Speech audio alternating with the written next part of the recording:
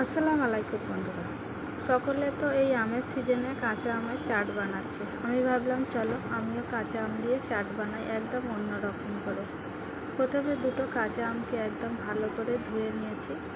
ধুয়ে নিয়ে এগুলোকে একটা থিতো করে নেব, একটা হামানদিস্তিতে নিয়ে আম দুটো দিয়ে দিলাম।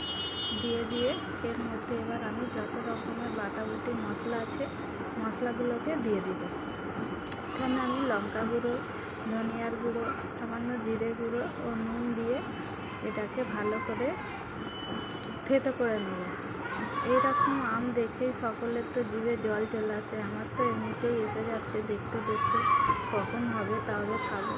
চলো, দেখতেই পাচ্ছ এখানে আম থেতো হয়ে গেছে। হয়ে যাওয়ার পর একটা প্লেটের মধ্যে নিয়ে নিলাম। দেখো কত সুন্দর হয়েছে, খেতে কিন্তু একদম দারুণ লাগছে।